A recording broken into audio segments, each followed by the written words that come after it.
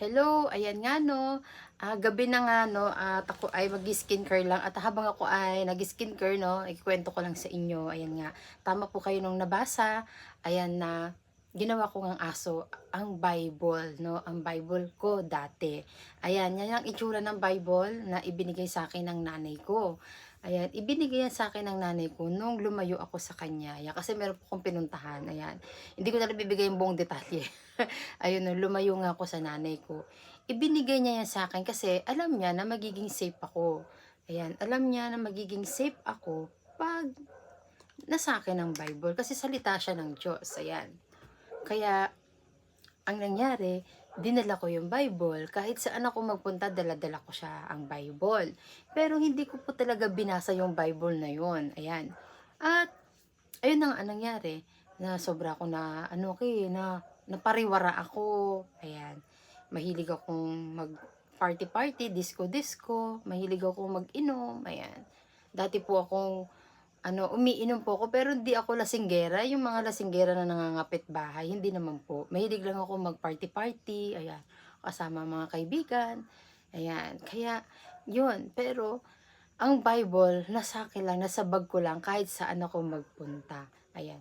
Dinadala ko siya kasi alam ko sa sarili ko na safe ako. Kasi, nung bata ako, siyempre bata pa lang ako, nasa ano na ako nasa Christian church na kami nung bata pa lang ako.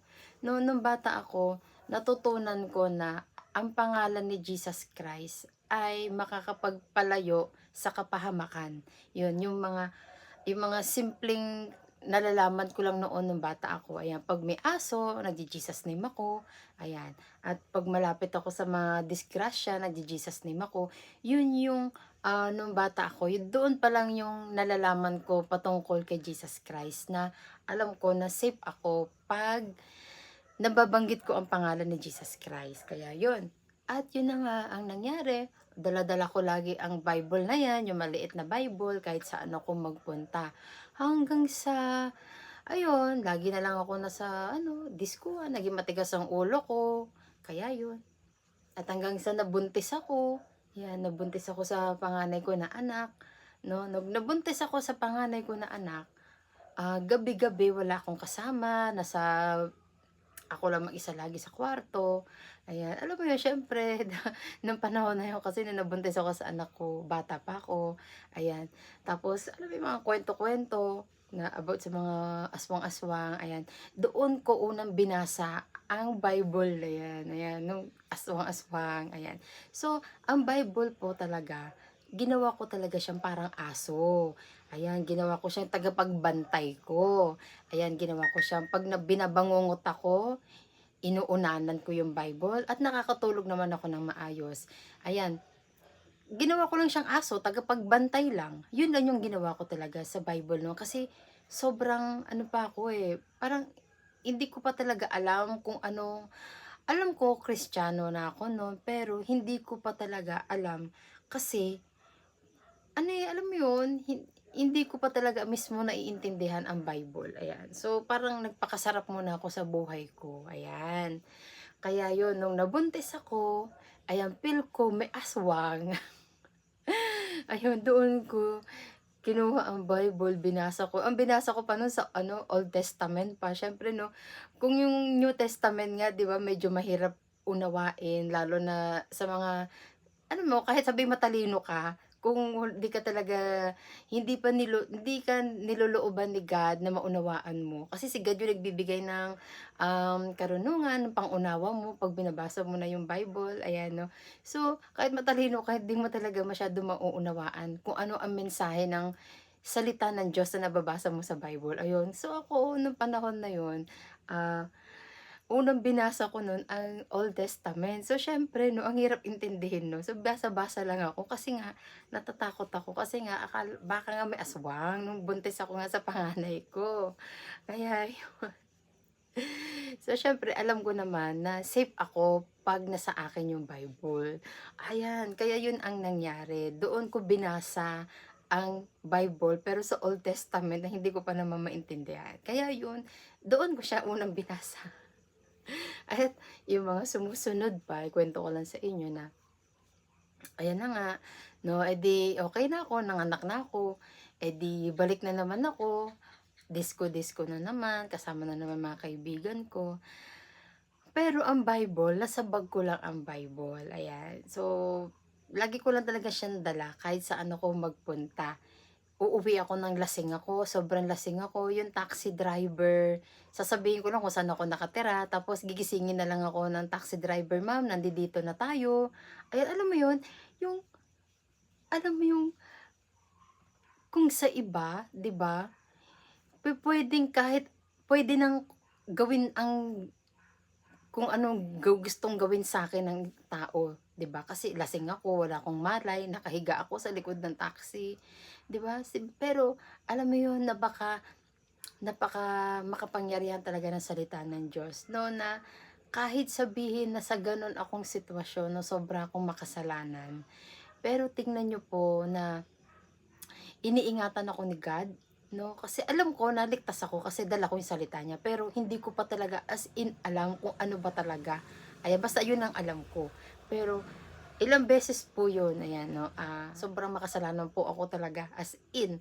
Kaya 'yun 'no, 'di bale ang nangyayari sa'kin, gabi-gabi gano'n ang nangyayari, uuwi ako, ayan, uuwi ako, lasing na ako, hahatid ako ng taxi driver sa bahay. Ayan, gigisingin na lang ako, "Ma'am, nandito na tayo sa bahay niyo." Ayan, gano'n ang nangyayari. Tapos, um, may mga pagkakataon na nasa malapit na akong disgrasya, pero ligtas pa rin ako. Dahil yon sa dala ko na salita ng Diyos. Kaya yun, so, kaya nasabi ko na dati, ang salita ng Diyos, ang Bible, ginawa ko lang talagang aso na tagapagbantay ko. Kaya yun. At ayun na nga ang nangyari, 'no?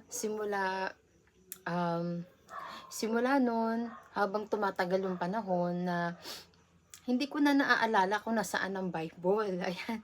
Yung bag ko, alam mo yung bag kasi 'di ba, katulad ng yung bag na 'yan meron siyang tela sa loob. So yung tela sa loob napupunit na. Doon pumasok yung Bible sa punit, sa tela na yun. Pero nasa bag pa din siya, pero hindi ko na nakikita kung nasaan.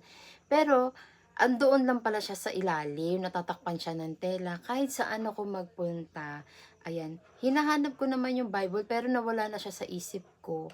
Pero, alam niyo yun, nagtuloy-tuloy yung katapatan ng Diyos sa akin.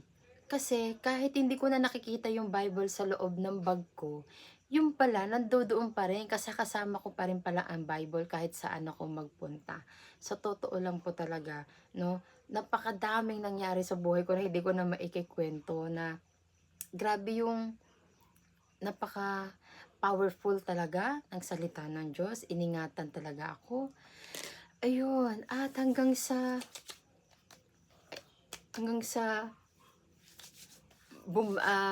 ayun na, hanggang sa umuwi na ako sa Manila, dala ko na yung anak ko. Ayan, dala ko na yung anak ko. Nawala na yung Bible, hindi ko na alam kasi ang daming bag nang dumaan sa buhay ko. Ang daming bag na dumaan sa buhay ko, pero alam ko yung Bible na yun, nandodoon lang yun sa bag. Bag na lagi kong ginagamit noon, kaya yun. At yun na nga ang nangyari. 'Di bale, mga 2010, ayan, no, 2010, nakilala ko na yung partner ko. Tapos, syempre, alam nyo yon, 'pag ikaw ay, um, naalagaan ka na ni God, hindi ka niya hahayaan na mawala ka sa bakuran niya. Hahanapin ka niya hanggang sa maibalik ka niya sa bakuran niya. Kasi tayo ang tupa ni God, siya ang ating pastol. Ayan, siya yung nangangalaga sa atin, no? Yun yung nangyari sa akin, no? Siguro mga 2017, yan, 2017 meron akong Bible na lumang-luma na. Ayan, Bible siya ng pamangkin ko. Nagkaroon naman ako ng Bible na yan kasi nga nung nabuntis ako sa bunso ko. Ayan, doon ko hiningi ang Bible na luma. Bible ng pamangkin ko, kaya yon. At ang nangyari, nung mga 2017 na nagkasakit ako, kinuha ko kagad yung Bible na yun, kinalkal ko siya sa damitan ko, tapos yinakap ko, ayan. Sabi ko, Lord, ayoko pang mamatay. Sabi ko, Lord, gusto kong gumaling, pagalingin mo ko, ingatan mo ko. Doon nag-start na magbasa ako ng Bible. Ayan, tapos 2017 'yon, nag-start ako magbasa ng Bible, gamit ko yung lumang Bible ng pamangkin ko. At doon na 2018, 'yan, 2018 January 29 doon ako bumili ng Bible at nasundan na nasundan yung madami na akong Bible. So, ngayon ang nangyari 'no, kung dati ginawa kong aso ang Bible, ginawa ko lang siyang tagapagbantay ko, pero ngayon 'no, nalaman ko ang kahalagahan ng salita ng Diyos, kung gaano napakaimportante ng Bible sa buhay natin 'no.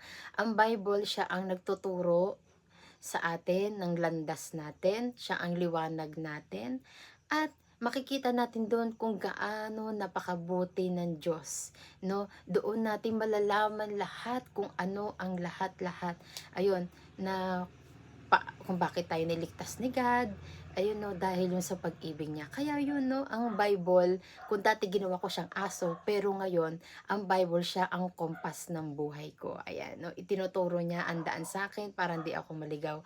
Kaya yun, yun lang naman. Maraming maraming salamat dahil, nakinig kayo sa aking kwento. Maraming mga Kristiyano ang makaka-relate nito kasi maraming mga Kristiyano na may Bible na hindi binabasa ang Bible, ginagawa lang nilang tagapagbantay, kaya yun. Kaya 'wag nating gawing aso ang Bible natin, gawin natin 'tong, tagapagligtas ng ating buhay. Amen?